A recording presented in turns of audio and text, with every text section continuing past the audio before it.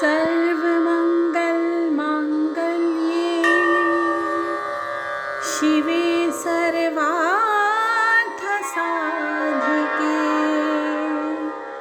शरण्ये त्र्यम्बके गौरी नारायणी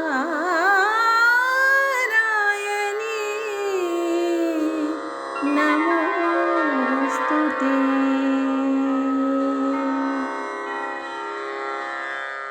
जय माँ इंद्राक्षी, जय अम्बे। इंद्राक्षी धाम में दर्शकों आप सभी का हम हार्दिक स्वागत करते हैं। आइए इस विशेष अंक में हम चर्चा करते हैं आश्विन नवरात्र के बारे में।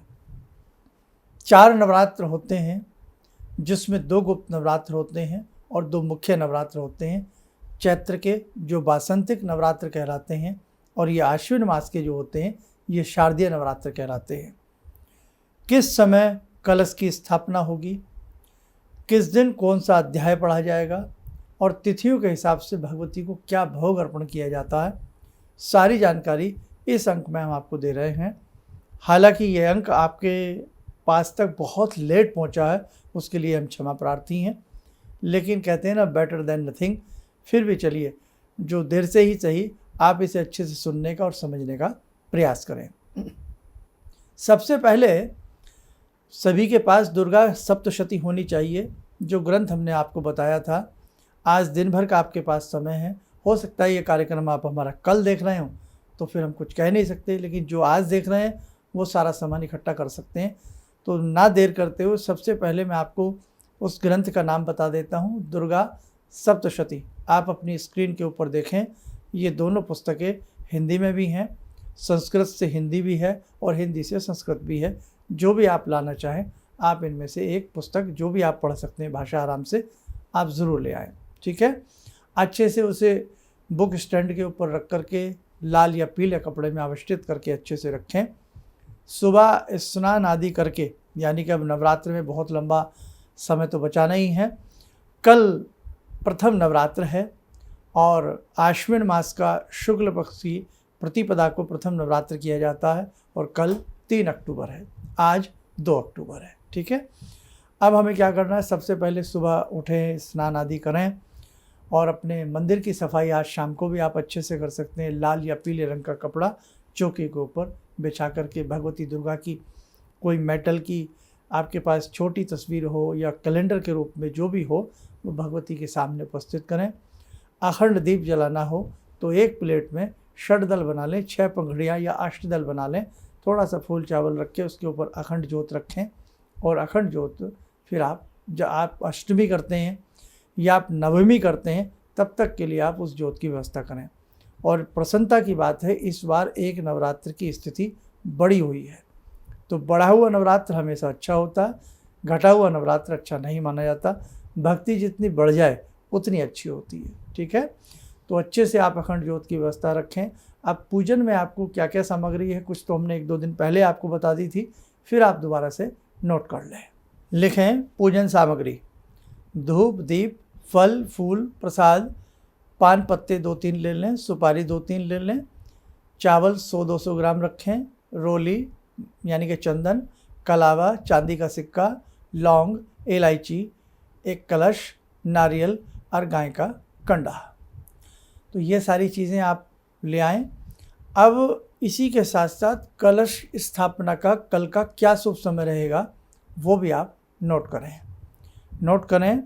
कलश स्थापना का 3 अक्टूबर को शुभ समय सुबह 6 बजे से लेकर के प्रातः 7:30 बजे तक, यानी कि सुबह के 6 से 7:30 के बीच में आप कलश की स्थापना कर लें। अच्छी दृष्टिकोण से अच्छा ये शुभ समय हमने आपको बताया है। और बाकी बेटा एक बात और बताएं, जहाँ भगवान की पूजा की बात आती है वहाँ समय गौण हो जाता है। आपको लगे मैं 7:30 बजे तक नहीं कर पाऊँगी या कर पाऊँगा, तो फिर बेटा भगवती से आज्ञा लेकर के आप अपनी कलश की स्थापना कर लें। ठीक है, और इस अंक में हम भगवती का साधारण तरीके से पूजन बता रहे हैं। कौन सा पाठ किया जाएगा, तिथि के हिसाब से भोग बताएंगे। सारी चीज़ें आप लोग नोट करते जाना या 1-2 बार वीडियो को ध्यान से सुन लेना, देख लेना। विद्वान जन जो है वो हमारी बात को अन्यथा न लें। हम इसमें जो भी पूजन का मेथड बता रहे हैं वो एक साधारण गृहस्थ के लिए है, जिसे बहुत ज़्यादा विधि विधान नहीं आता है और वो साधारण अपनी पूजा को कर सके। तो विद्वान लोग ये न कहें कि भाई आप कैसे पूजा की विधि बता रहे हो, क्योंकि देखो ये साधारण लोगों के लिए साधारण प्रक्रिया है और साधारण व्यक्ति साधारण प्रक्रिया से ही पूजा कर सकता है, और जो विद्वान हैं उनको तो समझाने की आवश्यकता ही नहीं है। तो आपके पास शुभ समय आ गया, सामग्री आ गई। सुबह उठ करके नहा धो करके आप भगवती के दाहिनी तरफ कलश की स्थापना करें। इन वाले नवरात्रों में खेतरी बीजी जाती है, ज्वारी बीजी जाती है। आज रात में ही आप जौ ले लें और शुद्ध जल में उन्हें भिगो दें। मुट्ठी 2 मुट्ठी जौ हो, गंगा की जो रेती हो वो हो, या शुद्ध मृतिका शुद्ध मिट्टी हो, कहीं भगवती के दाहिनी तरफ। अब जैसे हम बैठे हैं हम बैठे हैं, आप हमें देख रहे हैं, तो आपने जहाँ आप बैठे हो तो भगवती की फ़ोटो आपके सामने है, आपका लेफ्ट हैंड होगा, भगवती का उस साइड में राइट हैंड आएगा। समझ में आ गई बात। वहाँ एक कोई मिट्टी के पात्र में, उसी मिट्टी में जो भीगा हुआ जौ है, भगवती का ध्यान करते हुए दुर्गा का नाम जपते हुए वो जौ बो दें। उसी में एक कलश रख दें, कलश के मुख पर कलावा बांध दें, स्वास्तिक का चिन्ह बना दें। और अभी मैं आगे पूजन के साथ आपको बताने वाला हूँ। अब सबसे पहले आचमन कर लें, भगवती को प्रणाम करके आचमन कर लें, यानी कि जल पी लें, अपने ऊपर जल का छींटा मार लें। और जिन्हें पूरी पवित्रीकरण की क्रिया आती है, पवित्रीकरण, शिखाबंधन, आचमन सारा आता है, वो वैसे कर लें। नहीं तो बेटा सबसे पहले अपने ऊपर दुर्गा मंत्र पढ़ते हुए, गायत्री मंत्र पढ़ते हुए, या जिन्हें आता है ओम मैं पवित्र है पवित्रो वा, अपने ऊपर जल का छींटा मार लें। 3 बार जल पी लें, पुनः हाथ धो लें। भगवती को सिंपल तरीके से पूजने का प्रयास करें, भाव प्रबल रखें, तो आपकी पूजा निश्चित रूप से स्वीकार होती है। उसके बाद आपने ये सब करने के बाद स्वस्ति वाचन यदि आपको आता है तो स्वस्ति वाचन पढ़ सकते हैं, नहीं तो भगवान गजानन का ध्यान करें। श्री गणेशाय नमः, ओम गंगणपतये नमः 1-2 मिनट बोलें, फिर उसको दीप को प्रज्वलित कर लें, दीपक प्रज्वलित कर लें। अब दीपक जो आपने अखंड दीपक जलाना है तो अखंड जी दीपक की भावना से उसे प्रज्वलित करें, और यदि पूजा के समय ही दीपक जलाना है तो उस हिसाब से आप दीप जला लें। दीप इतना बड़ा हो जिसमें 150 ग्राम घी आराम से आ सके। अखंड जो जलाने वाले कम से कम ऐसा दीप जरूर लिया करें जिसमें 100 ग्राम घी आ जाए, तो वो 7-8 घंटे आराम से चल जाता। बढ़िया रहता है रुई ताजी हो, है ना, जो देसी कपास होती है वो रुई हो, उसकी लंबी सी पतली सी बट्टी बांट करके उसमें जो ऊपर वाली जोत होती है उसमें निकाल करके भगवती का ध्यान करके जोत को प्रज्वलित करें। ठीक है, फूल चावल जोत पर लगावें, धूप दीप जोत को अर्पण करें, थोड़ा मिष्ठान, फूल फल, ज्योति माता, ज्योति में ही भगवती जगदम्बा का वास है, ऐसी भावना करते हुए ज्योति देवता को, यानी कि ज्योति देवी को प्रणाम कर लें। अब आपने जोत जला दी है, आपके पास घंटी है, शंख है, उनको भी तिलक कर दें, थोड़ा थोड़ा फूल चढ़ा दें। उसके उपरांत आप भगवान श्री गणपति का ध्यान करते हुए गणपति के भी चरणों में फूल चावल रख लें। अब जो आपने कलश रखा है उसमें बेटा एक पान का पत्ता, सुपारी, गंगा जल, थोड़ा चावल, हल्दी आदि उसमें डाल दें, थोड़ा पुष्प उसमें डाल दें। और यदि नारियल नहीं है तो उसके ऊपर एक कटोरी में चावल रख के आप उसको ऐसे भी रख सकते हैं। नारियल लाए हैं जो पानी वाला होता है, उस पर या तो चुन्नी बांध दें या कलावा जो हाथ में बांधने का होता है, 3 बार उसको ऐसे रैप करके, मतलब घुमा करके बांध दें, प्रणाम करके, और उस कलश को या तो ऊर्ध्व गति के हिसाब से रखें और या उसको लंबा करके कलश के ऊपर नारियल आप रख दीजिएगा। अब जो कलश है, कलश मिट्टी का हो सकता है, कलश किसी भी धातु का हो सकता है, किसी भी रूप में आप कलश को रख लें। कलश के अंदर आम के पत्ते, पहले से ही एक आम की ताजे से पत्तों की टहनी, मोटे पत्ते होने चाहिए, एक पत्तों की टहनी। आम्र पल्लव ना मिलें तो आप अशोक के पत्ते उसमें लगा लें। ठीक, उसके ऊपर नारियल रख दें। अब आपने कलश का भी पूजन करना है। जिन्हें कलश का संपूर्ण मंत्र याद आते हैं तो वो तो अपने हिसाब से कर ही लेंगे। साधारण व्यक्ति क्या करे, धूप दीप पंचोपचार पूजन के 5 चीज़ें, जैसे जल चढ़ा दिया, दीप दिखा दिया, धूप दिखा दिया, थोड़ा चावल चढ़ा दो, पुष्प चढ़ा दो, थोड़ा सा मिष्ठान किसी कटोरी में वही चढ़ा करके आप लोग प्रणाम कर लें। इसके बाद एक कटोरी ले लें या पान का पत्ता ले लें, उस पान के पत्ते पर 9 बिंदी लगा लें नवग्रहों का ध्यान करते हुए, और एक एक बिंदी पर, पहले बीच वाली बिंदी पर फूल चावल चढ़ाना। ये मत सोचना कि फूल थोड़ा सा दूसरी बिंदी पर भी गिर गया, इधर भी, कुछ मत सोचना। आपका ध्यान है बीच वाली बिंदी पर, जिसे हम सूर्य का प्रतिरूप मानते हैं। तो नवग्रहों का पूजन के लिए थोड़ा सा चावल और थोड़ा सा खुला हुआ फूल ले ले। ओम सूर्याय नमः चढ़ा दीजिए, ओम चंद्राय नमः, ओम मंगलाय नमः, है ना, या भौमाय नमः, ओम बुधाय नमः, ओम गुरुवे नमः, ओम शुक्राय नमः, ओम राहेवे नमः, वो ओम शनय नमः, ओम राहेवे नमः, ओम केतवे नमः करके नवग्रहों को थोड़ा थोड़ा फूल चावल चढ़ा दें। पुनः फूल चावल हाथ में ले लें। जिन्हें आता है ओम ब्रह्मा मुरारी स्पांतकारी या 9 ग्रहों का ध्यान करके फूल चावल चढ़ाकर कटोरी को एक साइड में रख के प्रणाम कर लें। ठीक है बेटा, ये बहुत सिंपल तरीका मैं आपको बता रहा हूँ। अब इसके बाद आपने क्या करना है, जगत जननी मंगल करणी भगवती जगदम्बा का पूजन करें षोडशोपचार। अनेकों बार पहले बता चुका हूँ, 16 वस्तुएं चढ़ेंगी, सारी पूजन का सामान आ जाएगा। और एक मैंने आपको भी पूजन में जो चांदी का सिक्का लिखाया था, तो कलश में वो मैं भूल गया बताना, कलश में वो चांदी का सिक्का डाल दें। यदि चांदी का सिक्का जिनके पास ना हो तो आप क्या करें, साधारण कोई भी 1-2 रुपये वाला कॉइन भी उसमें डाल सकते हैं। वो ध्यान रखना इस बात का। अब हमने भगवती का पूजन करना है साहब। सबसे पहले भगवती को बैठने के लिए आसन दीजिए, उन्हें बुलाइए। ओम दुर्गा देव्यै नमः आवाहयामि स्थापयामि ध्यायामि ततो नमस्कारम करोमि। आसनम फूल ले लीजिए, खिलता हुआ ताज़ा पुष्प लाया करें जब भी लाए। ओम आसनम समर्पयामि, आसन दे दीजिए, कटोरी में फूल रख दीजिए। पैर धुलाइए। आसनम समर्पयामि, पाद्यम समर्पयामि, अर्घ्यम समर्पयामि, आचमनम समर्पयामि। 3 बार जल, यानी कि पाद्यम आचमनम, है ना, ये जल चढ़ा दिया। आचमनम समर्पयामि, स्नानम समर्पयामि, जल चढ़ाइएगा। ठीक है, 4 बार जल चढ़ गया। अब कलावा ले लीजिएगा। वस्त्रम समर्पयामि, यज्ञोपवीतम समर्पयामि। चंदन मूर्ति पे भी लगा दीजिए, वहाँ भी छींटा मार दिए। चंदन से विलेपयामि। चावल अक्षतान समर्पयामि। फूल पुष्पाणि समर्पयामि, मूर्ति पे भी चढ़ा दीजिए साइड में, और उस कटोरी में भी चढ़ा दीजिए भगवती को, या फूल की माला भी पहना सकते हैं। 2-3 भगवती के सब रूप हैं, सबको उस वक्त टीका लगा दीजिए, चावल लगा दीजिए, फूल चढ़ा दीजिए, है ना। पुष्पाणि समर्पयामि।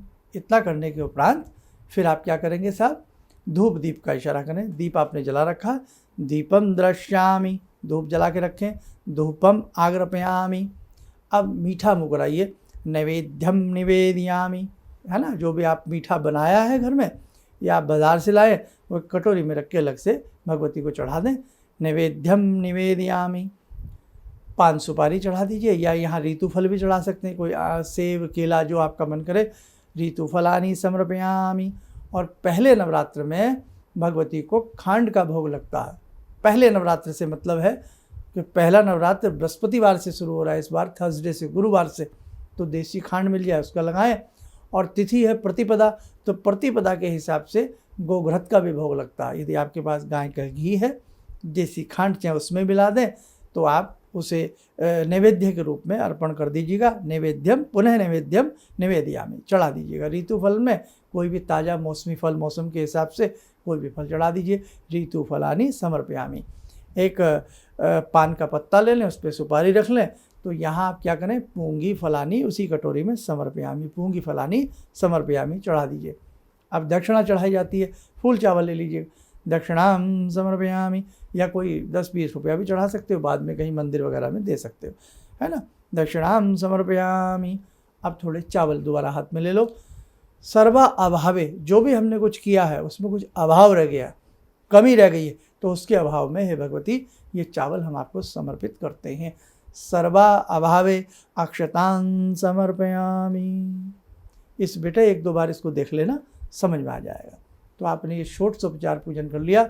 उसके बाद भगवती को प्रणाम कर लें, दंडवत प्रणाम कर लें, और प्रणाम आदि करने के उपरांत फिर आप भगवती का, जैसे पहले दिन कौन सा पाठ के 9 स्वरूप होते हैं भगवती के, जानते हैं ना। चलिए आइए वो 9 स्वरूप भी आपको बता देते हैं। 9 नवरात्रों के 9 स्वरूप। प्रथम स्वरूप माँ शैलपुत्री, अर्थात पहले नवरात्रे भगवती शैलपुत्री का ध्यान करके समस्त पूजन करेंगे। दूसरा स्वरूप माँ ब्रह्मचारिणी, तीसरा माँ चंद्रघंटा, चौथा माँ कुष्मांडा, पांचवा स्वरूप माँ स्कंद माता, छठवां स्वरूप माँ कात्यायनी, सातवां स्वरूप माँ कालरात्रि, आठवां स्वरूप माँ महागौरी और नवा स्वरूप माँ सिद्धिदात्री। ये भगवती के 9 प्यारे प्यारे से स्वरूप होते हैं। तो पहले दिन भगवती शैलपुत्री का ध्यान करके आप समस्त पूजन करें। और दिन बृहस्पतिवार का है, इसलिए उस दिन का क्या हमने आपको बताया, देसी खांड का भोग लगता है। शुक्रवार के दिन पहले दिन ये आपने भोग लगा दिया, देसी खांड का भोग लगा दिया। और शुक्रवार के हिसाब से भगवती को अगला दिन शुक्रवार का, दूसरे नवरात्र का, तो मिश्री का भोग लगेगा। अब तिथियों के हिसाब से भगवती को क्या भोग लगाया जाता है, जैसे प्रतिपदा हो गई, द्वितीया हो गई, तृतीया हो गई, चतुर्थी हो गई, ये भी बताऊंगा। अभी पाठ वाली बात चल रही है ना। तो ऐसे आपने भगवती जगदम्बा का पूजन कर दिया। और जो आपने कलश के ऊपर नारियल रखा है, तो ये नारियल जो है जब आप अष्टमी कर लें, अष्टमी के दिन उठेगा, यानी कि जब कन्या पूजन करेंगे तो उस समय तोड़ा जाता है, खा लिया जाता है, प्रसाद के रूप में बांटा जाता है। चक्कर में मत पड़ना, बहुत लोग कह देते हैं इसको खाते नहीं, इसको तोड़ते नहीं, इसको नहर में डालते हैं, गंगा जी में डालते हैं। नहीं बेटे, आपने भगवती का प्रसाद लगाया है, ये अशुद्ध नहीं है, शुभ है, शुभ है, शुभ है, ये शुभ फल आपके लिए है। और नवमी करते हैं तो नवमी में कैसे नवमी का पूजन होगा, कढ़ाई पूजन कैसे होगा, अष्टमी पूजन कैसे होगा, सारा बताएंगे। और जो कलश आपने रखा इसी के चारों तरफ वो खेतरी बीज ली जाती है। और जब खेती आप बीजें, यानी कि जो जौ गेहूँ में जो जौ निकलता है उसको जो बीजा जाता है वो बहुत गहरा मिट्टी में नहीं होना चाहिए, मतलब उसके ऊपर मिट्टी की 1 इंच की लेयर ज़्यादा से ज़्यादा रहे, बीच में वो रहे। सबसे नीचे मिट्टी बिछा लें या बालू रहती है वो बिछा लें, उसके ऊपर अच्छी लेयर सी बना करके फिर वो सारा थोड़ा थोड़ा बीजरी डाल दें, ये जौ के दाने डाल दें। फिर एक लेयर ऊपर से मिट्टी है तो मिट्टी की, बालू की रेती है तो बालू की रेती की डाल के, पानी जो है पहले से उसे गीला सूखा सा रेत को कर लेना।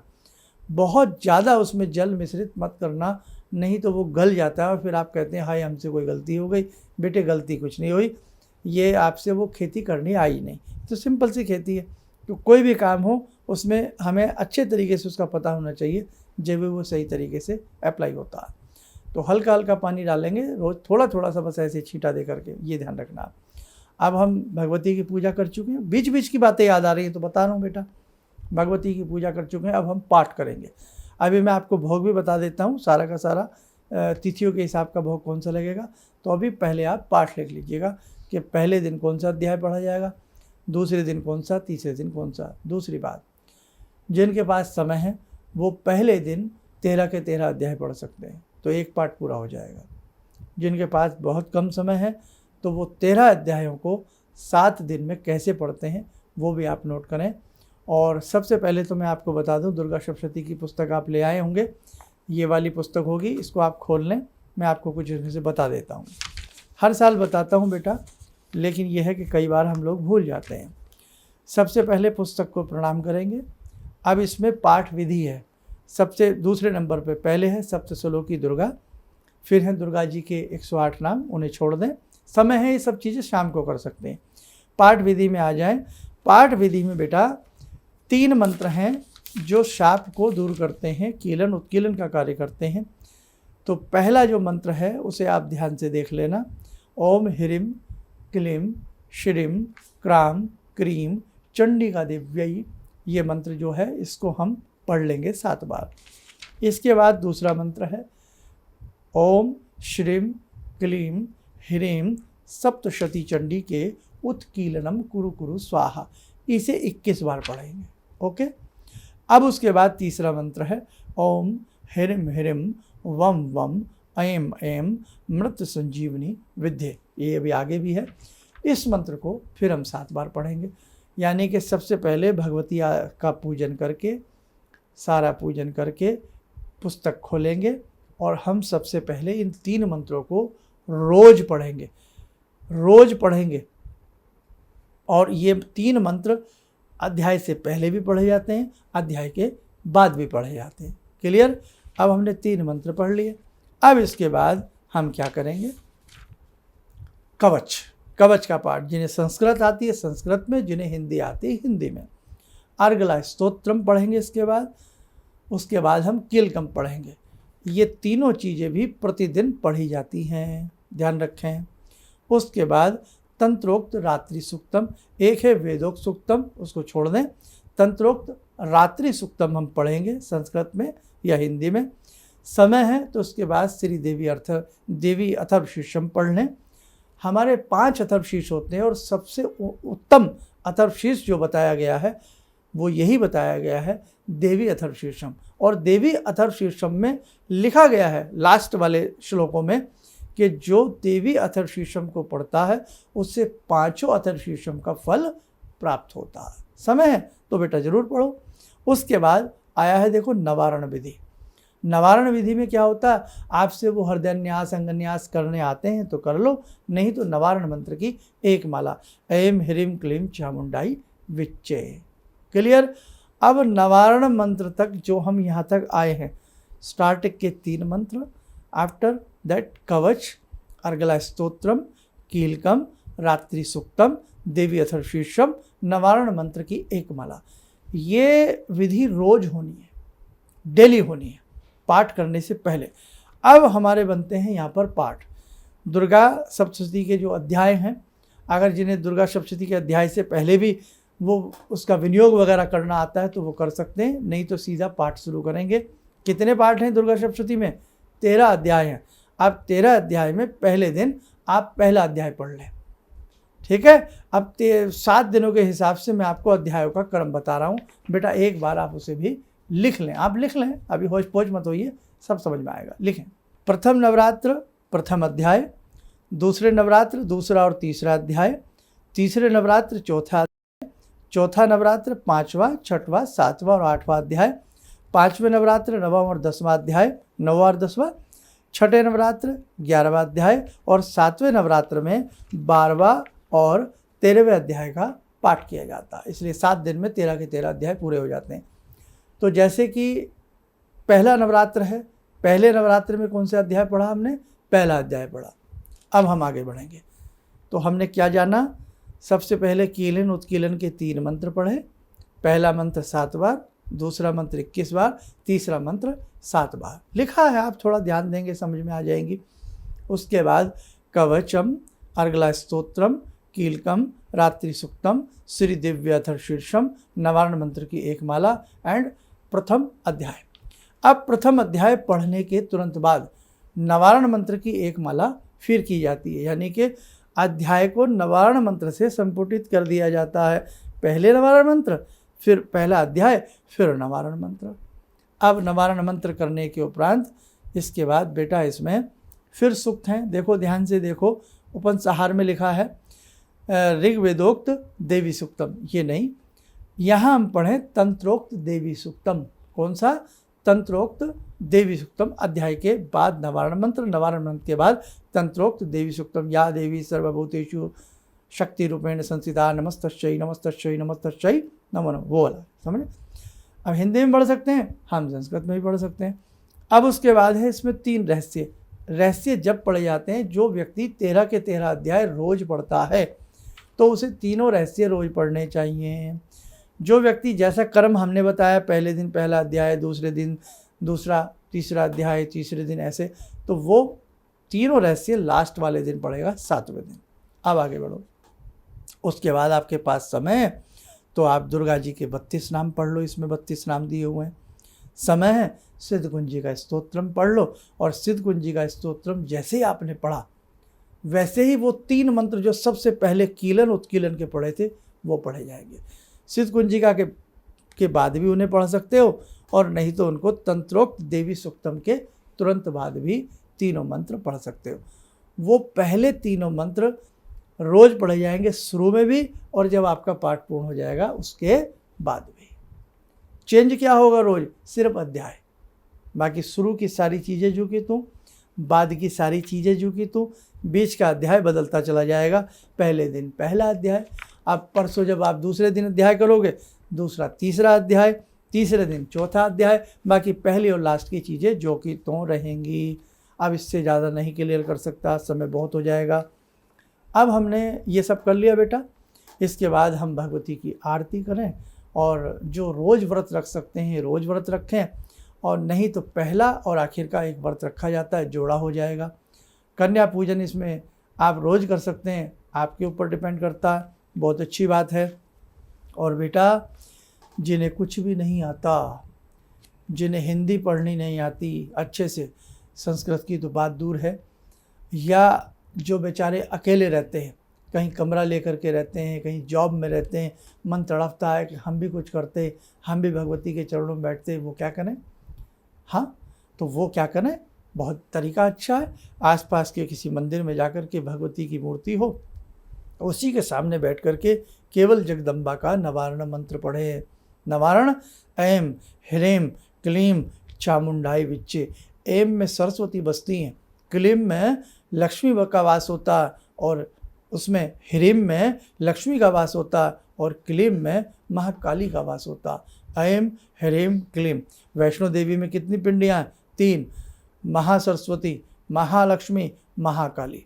तो बेटा, मंदिर भी नहीं है तो आप चलते फिरते उठते बैठते 2 चीज़ें हमारी पकड़ लेना, ऐम ह्रीम क्लीम चामुंडाई विच्चे। ऐम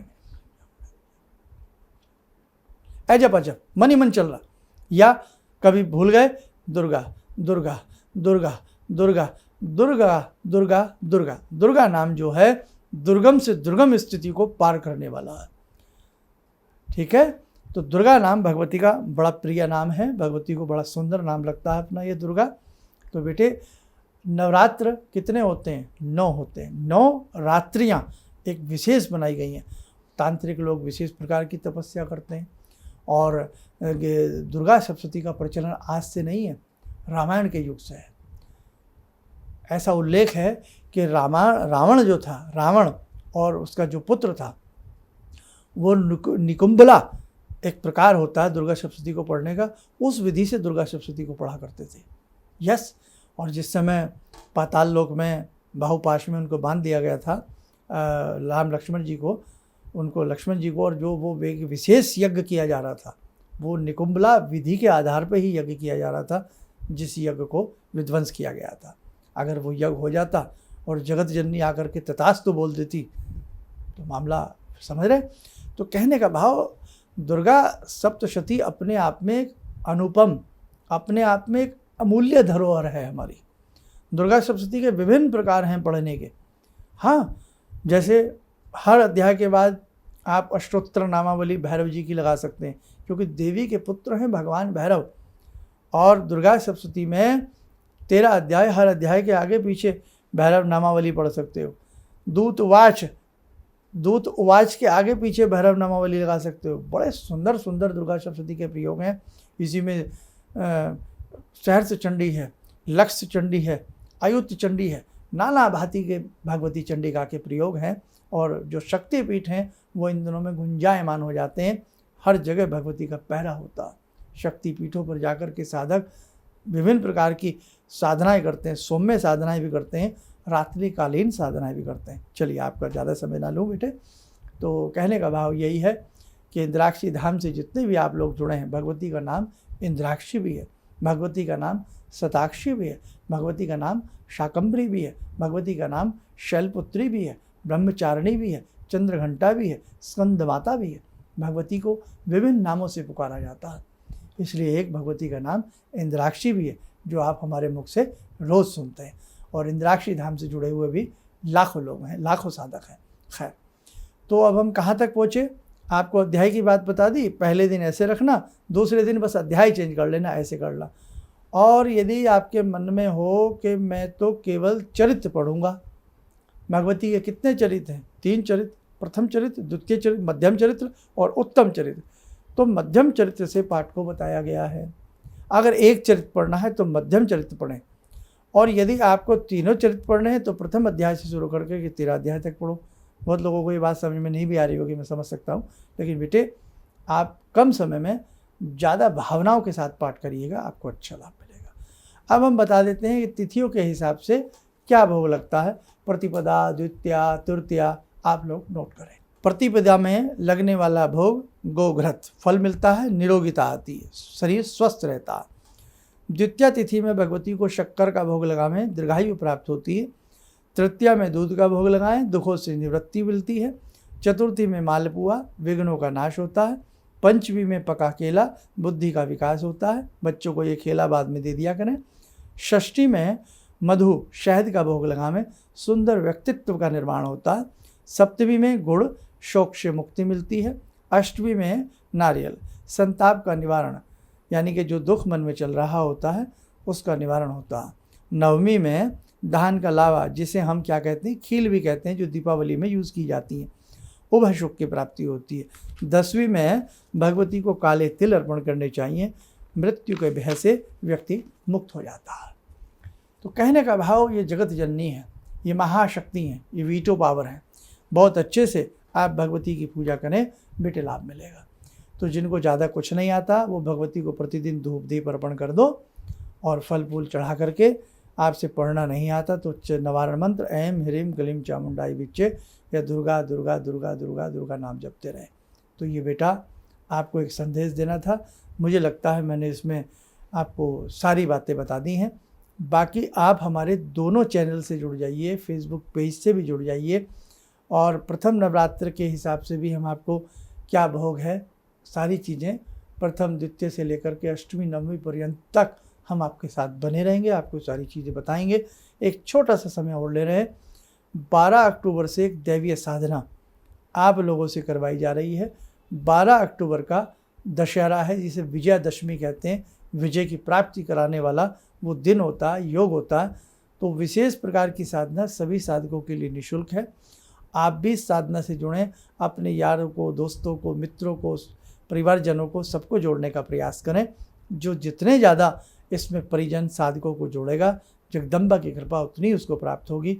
इसके लिए आप हमारे जो मोबाइल्स नंबर आप देख रहे हैं स्क्रीन के ऊपर, सुबह 11 बजे से लेकर के संडे छोड़ करके शाम 5 बजे के बीच में अपना नाम नंबर लिखवा सकते हैं। कहाँ से आप बोल रहे हैं, फ्रॉम मोबाइल नंबर, और 2-4 रोज़ में आपको उसका PDF फाइल आ जाएगा। उसके बारे में हम सारा आपको अच्छे से समझा भी देंगे। चलिए, बहुत कम समय है, बस आज का दिन, आज की रात बाकी है, और कल से प्रथम नवरात्र प्रारंभ हो जाएगा। ये एपिसोड यदि आप हमारा कल देख रहे हैं या कभी बाद में भी देख रहे हैं, तो इसमें जो भी जानकारी हमने दी है उसे सुनकर भी आपसे जितनी पूजा बन पड़े, बेटा आप करने का प्रयास जरूर करना। आप सब लोग स्वस्थ रहें, सुखी रहें। इन्हीं शुभकामनाओं के साथ हम अपनी वाणी को विराम देते हैं। जय जय अम्बे। भगवान से जुड़ो, और भगवान से जुड़ने का जरिया आपने बताया, बहुत अच्छा लगा, बहुत धन्यवाद। और सनातन धर्म को जिंदा रखने के लिए आप जो प्रयास कर रहे हैं बहुत सराहनीय है। हम लोग को मौका मिला है, हम लोग भाग्यशाली हैं जो आपके करीब आने का हम लोग को मौका मिला है। किसी भी समस्या के समाधान के लिए मिले प्रसिद्ध हस्तरेखा एवं वास्तु विशेषज्ञ प्रोफेसर धर्मेंद्र शर्मा जी से। नोट: शिविर में भाग लेने हेतु एवं व्यक्तिगत रूप से मिलने के लिए कॉल करने का समय सुबह 10 बजे से शाम 6 बजे तक। हमारे विभिन्न ज्ञानवर्धक कार्यक्रम देखने के लिए आप हमें अभी सब्सक्राइब करें, बेल आइकन को प्रेस करें ताकि आप देख सकें हमारा कार्यक्रम सबसे पहले। और अधिक जानकारी के लिए फेसबुक पेज को लाइक करना न भूलें।